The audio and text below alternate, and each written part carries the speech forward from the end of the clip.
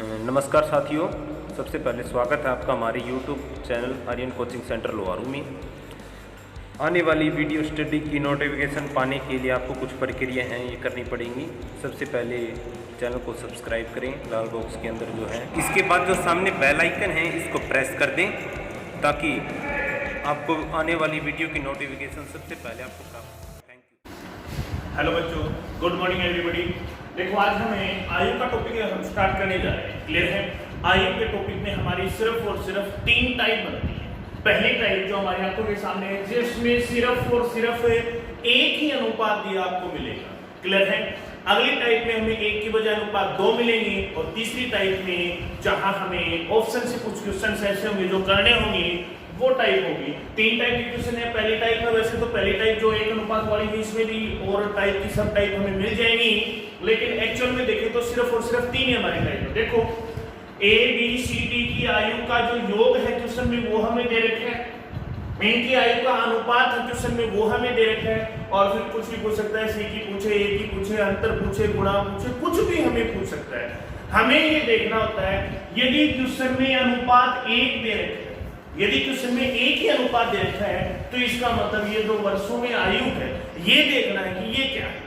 ये यदि किन्हीं 2 की आयु का योग है तो अपन में 2 का योग करो, ये 4 का योग है तो 4 का कर दो, 6 का है तो 6 का, ये अंतर है तो भाग में अंतर, गुणनफल है तो भाग में गुणनफल। मतलब ये जो कुछ दे रखा है उसके अपन में सेम टू सेम डिट्टो। हमने देखा ये 51 वर्ष क्या था, चारों का योग था। 51 वर्ष क्या था, चारों की आयु का योग था। तो अपन में भी क्या करेंगे, चारों के अनुपातों का योग करेंगे। करोगे 3 1 4 5 9 8 17, ये चारों का योग था तो अपन में चारों का कर दिया।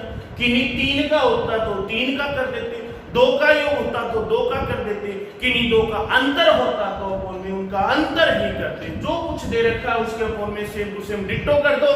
काटने पे हमारे x की वैल्यू हमें प्राप्त हो जाएगी। आप कह सकते हैं एक अनुपात का मान हमें प्राप्त हो जाएगा। x का मान कितना है, 3। अब इसको उससे गुणा कर दो जो हमें पूछा गया है। क्वेश्चन में पूछा है c की आयु, डायरेक्ट c से गुणा करो, कितना आ जाएगा, 3 से 3 पंजे 15, c की आयु हमें प्राप्त हो जाएगी 15 वर्ष। a की पूछता तो a से कर देते। मान लो a और d का योग पूछा, a और d का योग 8 और 1 9, तो 9 से कर देते। क्लियर है?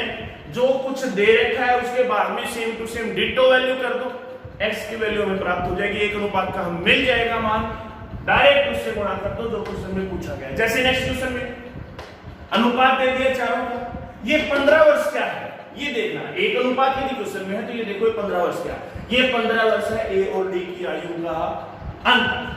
क्या है, a और d का अंतर दे दिया। अब की बार तो अंतर है तो भाग में अंतर करेंगे, किसका, a और d का, a और d का, 2 और 7 का, कितना होगा अंतर, 5। ये लो भी काटने पे अनुपात का मान कितना आया है, 3। इसकी गुणा उससे करनी है जो क्वेश्चन में पूछा है। क्वेश्चन में पूछा है c और b और c की आयु का योग, b और c का योग हमें पूछा है, कितना है, 6 और 3 9। कर दो भाई इस 3 को इस योग से गुणा, आंसर आएगा 27 वर्ष। यदि हमें अकेले b की आयु पूछता तो अकेले b से करते, 3 9, c की पूछता तो 3 की 18, 9 साल इसकी 18 साल इसकी, दोनों का योग कितना आएगा 27। लेकिन अलग अलग निकालने की जरूरत नहीं है, योग पूछा है तो डायरेक्ट इसकी गुणा इनके योग से कर दो, अलग अलग करने की जरूरत नहीं है। नेक्स्ट क्वेश्चन सेम है, फिर से इनका अनुपात दे दिया चारों का, और अब की बार ये 36 वर्ष क्या है, a और c का योग। ये 36 वर्ष हमारा दिया है a और c का योग, तो योग है तो बाद में हम भी क्या करेंगे, योग करेंगे। a और c का योग कितना है, 9। यहां से हमें x की वैल्यू प्राप्त हो गई है, कितनी, 4। एक अनुपात का मान आ गया, इसकी गुणा में उससे करनी होती है जो क्वेश्चन में पूछा गया। क्या पूछा है, a और d की आयु का अंतर हमें पूछा है, ये a है ये d है, दोनों का अंतर पूछा है। a और d का अंतर हमारा कितना निकल के आया है भाई, 11 और 2 का अंतर है 9, तो दोनों का डिफरेंस है वो कितना निकल के आएगा, 36 वर्ष। कितना आएगा भाई, 36 वर्ष। क्लियर है? नेक्स्ट देखो बच्चों, राम और उसके पिता की वर्तमान आयु का योग 40 वर्ष है। क्वेश्चन में योग दे रखा है 40 वर्ष। उनकी आयु का अनुपात भी दे रखा है। लेकिन अब की बात देखो, ये 1 अनुपात वाली टाइप है, लेकिन थोड़ा सा चेंज आ गया।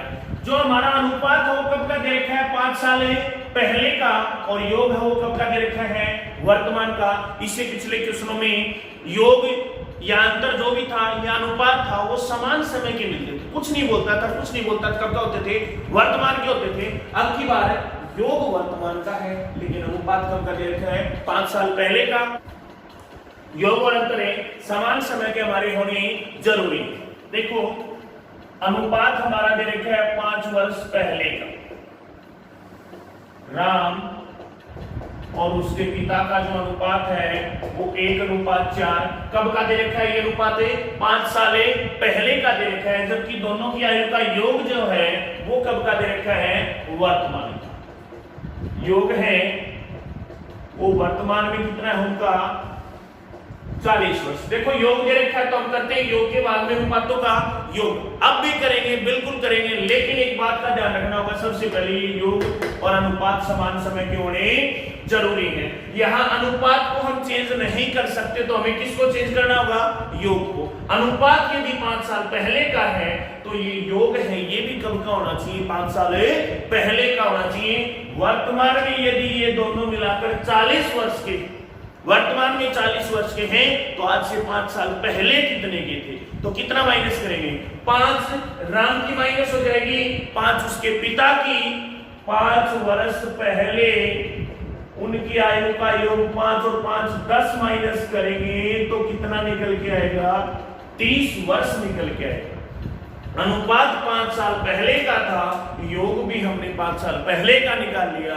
वर्तमान में वो दोनों 40 के हैं, तो 5 साल पहले मतलब कितने के थे, वो 30 वर्ष के थे। अब हमारा योग भी 5 साल पहले, अनुपात भी 5 साल पहले, बड़े आसानी से करेंगे। योग के भाग में योग, 1 अनुपात का मान कितना आया, 6। अब जिसकी पूछे उससे हम क्या करते हैं, गुणा करनी होती है।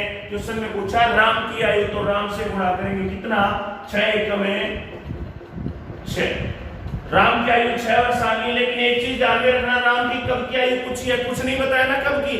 अगर कुछ नहीं बोले ऐसी कंडीशन में हमेशा कब की बतानी होती है, वर्तमान की। और ये 6 वर्ष कब की आयु, जिस समय का ये अनुपात 5 साल पहले का था, आयु भी 5 साल पहले की आई है।